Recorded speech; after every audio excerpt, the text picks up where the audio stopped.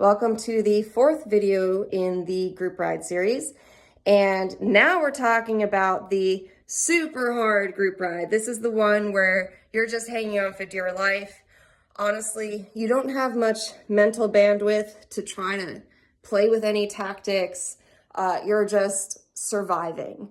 Okay, so this is your ultimate anaerobic, maybe VO2 a little bit, fitness builder, depends on the length of those attacks. Honestly, in most group rides, attacks don't go for more than a minute or two. So if you're doing 3 or 4 minute hills over and over and over, and those end up being VO2 zone type of efforts, then this could actually be a good VO2 training ride. I coach an athlete. He's constantly doing this group ride where they go up 5-minute hills over and over. So that works as a great VO2 builder for him. Locally around where I live, this is going to be more of an anaerobic builder. So those would be like attacks anywhere from, 30 seconds up to maybe 2 minutes.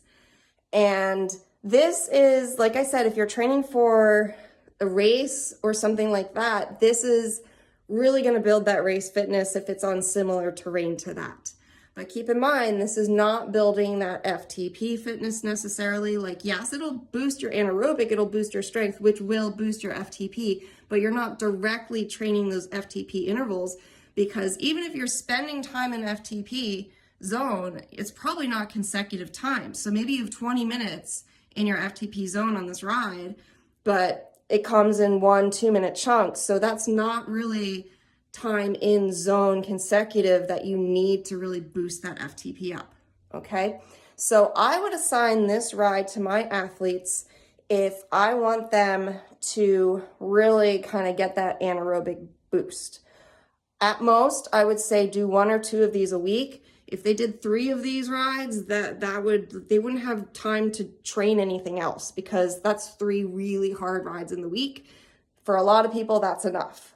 And also keep in mind that if you are getting dropped within 10 minutes of this ride and then you're doing a solo ride, that's not very helpful, because that means you worked really hard for 10 minutes and then you're just riding by yourself. So hopefully you can hang on for about 30 minutes. That would be a good dose of intensity. I would say that's the minimum I would want my athletes. Hopefully they can hang on for longer. If there are regroups where you have 2 20-minute sections or 2 30-minute sections that you can hang on, that's also borderline pretty good.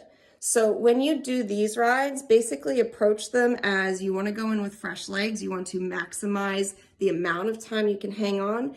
And this is going to be a great fitness booster for you, particularly most likely in the anaerobic zones.